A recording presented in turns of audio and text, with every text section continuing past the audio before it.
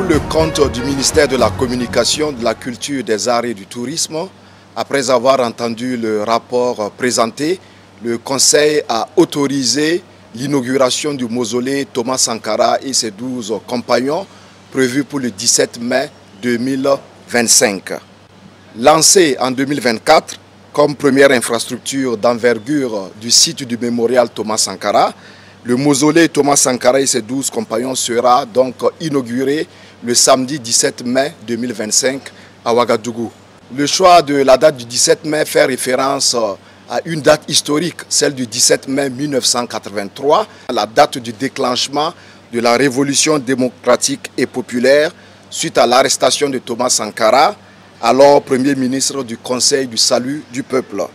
L'érection du mausolée vise d'une part à célébrer la mémoire du capitaine Thomas Sankara et celle de ses 12 compagnons, et d'autre part à contribuer à la sauvegarde, à la préservation et à la promotion de l'héritage politique du père de la révolution d'août 1983. La cérémonie est placée sous le très haut patronage de son Excellence le capitaine Ibrahim Traoré, président du Faso, chef de l'État. Le programme de cette journée prévoit le baptême de 12 rues au nom des 12 compagnons de Thomas Sankara,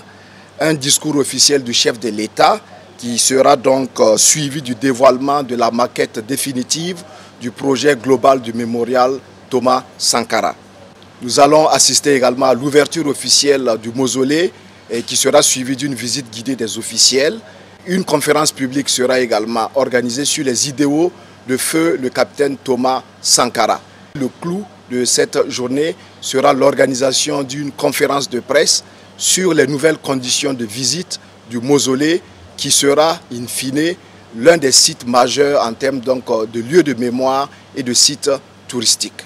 Plusieurs personnalités sont attendues à cette cérémonie et ces personnalités se joindront aux membres des familles de Thomas Sankara et des 12 compagnons et également les autorités du Burkina Faso et bien entendu le peuple burkinabé.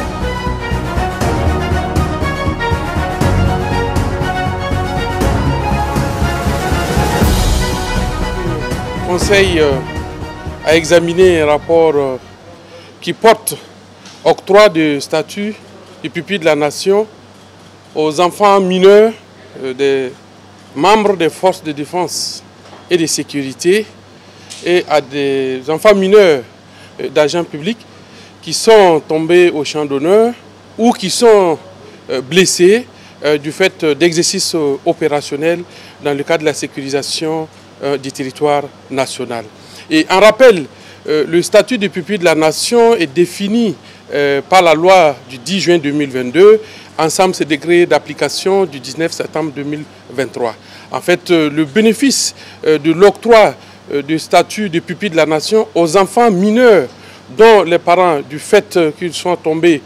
au champ d'honneur ou blessés, ce qui les empêche bien entendu de faire face à leurs obligations et charges familiales. Donc l'octroi du statut de pupille de la nation conformément aux dispositions de la loi du 10 juin 2022 et de son décret d'application du 19 septembre 2023 permet aux bénéficiaires